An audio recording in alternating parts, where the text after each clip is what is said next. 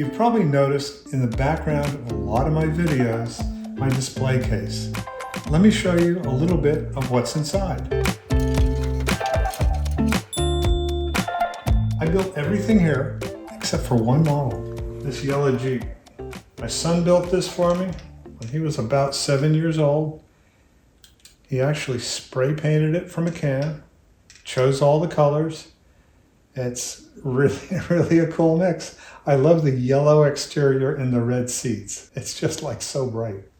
We've done complete build videos of some of these. The 904 Porsche that was done for the 24-hour build, the Bad Amplitude Hybrid, and this Corvette, which was inspired by a Steve Stanford illustration. It's got Evans design circuitry. The rear license plate lights up. Isn't the color of this Bugatti unique in comparison to the blue we're used to seeing?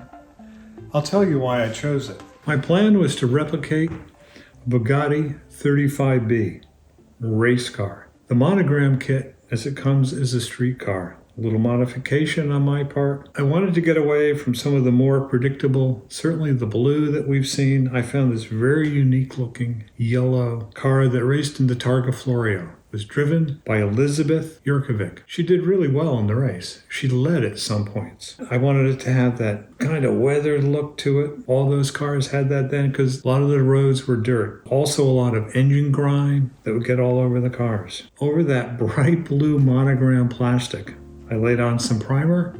I then used Tamiya acrylic paint. I just wanted to try it out. I used their lemon yellow. I put in a drop of black and a drop of flat white just to take the gloss down a little bit. Sprayed that on. It went on really well, really nice. It covered the primer well. Yellow is a difficult color. I also found from Vintage Racing Miniatures all the decals you'd ever need to replicate a race version of this Bugatti. The Yurkovic car was there, number 58. I also found out that one of our friends, Art Lalama, had actually done the masters for all those decals, which is pretty cool. I built this about 5 years ago. So just looking at it now and trying to remember a lot of the things I did. Certainly using that acrylic paint was a first for me, at least as a body color. I used a lot of metallizer type paints. Not the testers, but a lot of other brands. Started experimenting. I added some photo etch parts, a little scratch building. I'm very pleased with this. The interior, of course, a lot of scratch built parts, engine turn dash, but still a little gritty and grimy. On the front, made a gravel shield for the radiator. I used some photo etch screen, set that in to some pegs, a little bit of wire, goes in nicely. I also put a little bit of a thermostat that I scratch built on top of the radiator. A lot of small details. Also some scratch building, setting up the little itty bitty windshield and the rear view mirror, which was kind of massive for the day. The engine's pretty simple, 8-cylinder, straight 8, a little bit of weathering. I think it's a fine replica. Readers of Scale Auto Enthusiast have seen this car before. Back in the early 90s, Gary Schmidt of Scale Auto Enthusiast asked me to write an article on building basics, which became a 3-part article. Part 3 became the cover car. He sent me a kit to start with. I went to a hobby store to buy another one. And the guy running the hobby store was so surprised. He goes, I've sold like 3 or 4 of these already today. When this Lumina kit first came out, it was hot stuff. The idea was to build a simple build, out of the box, make it look super nice. Everything from the very basics to things that are a little more advanced. Kit decals, testers black paint, polishing kit, basic paint. A lot of metallizers. Of course, we were all using testers back then to detail the engine and the interior. And there's no clear coat over it. I thought it gave it a very realistic look. But the most important modification that really made it not fully box stock was I lowered the car. When these kits were built, they sat too high. They weren't realistic. I had to explain in the article how to cut down the spindles and some of the springs to give it just right ride height. I think it made all the difference. This car is the thumbnail in the very first video on the channel. This build started as a club project. Town of Newburgh Model Car Club.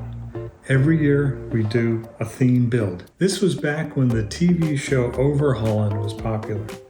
The idea was that we would all go out, we'd find like just a junker of a model or something that's all beat up, rebuild it, make something nice out of it. I found the basic car, which I think was a convertible. Maybe the roof was just smashed in, deep in a bag at the end of the least, at the end of the day. And I think I got it for like $5. So I had the basic body. I then picked up a new kit, the Starliner, and I used that roof with this beautiful curves that comes down to form a long roof station wagon. I knew I needed to make the rear pillars, and the really ironic thing was I used the back window from the Dodge Diora. Well, the Dodge Diora got its window from a Ford station wagon, so it kind of went full circle. Diora windshields on there, and it forms all these great lines that just flow down. Makes the roof look longer. I don't even think it's chopped. I added some Thunderbird taillights. I thought it just added to the length of the car. Of course, those round circles, that was like everything that Fords of this era had. Rolled the pan. I did two-tone paint, nice sapphire, and then a slightly lighter roof. Kept the grille basically stopped because I just wasn't comfortable modifying it. These wheels came from a newly released kit. I think it was the Pontiac Catalina. And then the one kind of controversial thing is this super longboard. I know it's too long. It's from the era, and I just think it helps flow all those lines. I was always happy with this build. Oh, and the interior. There are a lot of T-Bird parts in the interior, just because I think T-Birds had some of the nicest interiors in the 60s. I mean, no matter what you look at, even if you look at like a Riviera or an Eldorado, T-Birds still had nicer looking interiors, no matter what the exterior was. That's why I love using their parts. So I'm keeping the longboard for now. Of course, it's not glued on. In time, I think I've lost a couple fins. I ought to replace those. I hope you enjoyed this tour. We'll get to some of the others another time. And yes, we'll get to the Studebaker at some point. Thanks for watching.